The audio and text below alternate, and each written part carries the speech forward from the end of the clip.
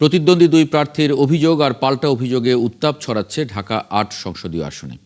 BNP প্রার্থী মির্জা আব্বাসের অভিযোগ, তাকে নানাভাবে হয়রানির চেষ্টা করা হচ্ছে। অন্যদিকে প্রতিপক্ষ ১১ দলীয় জোটের নাসির উদ্দিন পাটোয়ারির অভিযোগ, চাঁদাবাজদের দখলে এখানকার ভোটের মাঠ। তবে শেষ মুহূর্তে জমে উঠছে ঢাকার গুরুত্বপূর্ণ এই আসনটির নির্বাচনী প্রচার।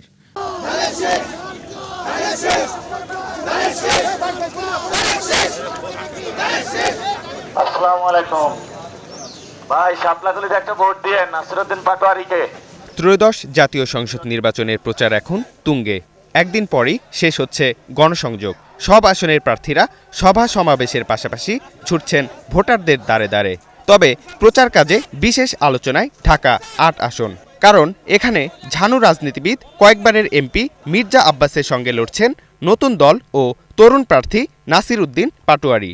সবাই ওসমান হাদি ভাইয়ের জন্য আবার মাঠে নামতে হবে ওনার হত্যাকাণ্ডের বিচারের দাবিতে। প্রচার কাজে দুজনের পাল্টাপাল্টি অভিযোগ উত্তাপ ছড়াচ্ছে ভোটের মাঠে। এটা ঠিক নিজেরা যা করবে সেটা অন্য দলের উপরে চাপিয়ে দেবে, কারণ এই কাজগুলো করার স্কোপ তাদের আছে, বিকজ তাদের সরকারি এখন ক্ষমতায়, বিএনপি এখন ক্ষমতায় না। আমি ভোটারদের কাছে যাচ্ছি, আমি তো বলতে পারবো না যে আমি ইলেকশনে জয়ী হব।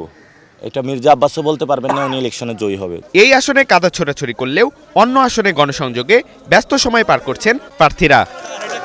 জামাতে যে ক্যান্ডিডেট ওনার সাথে কথা হয়েছে, কলাকৌশল করেছি, ইনশাল্লাহ আমরা একটা সুন্দর সম্পর্ক আছে।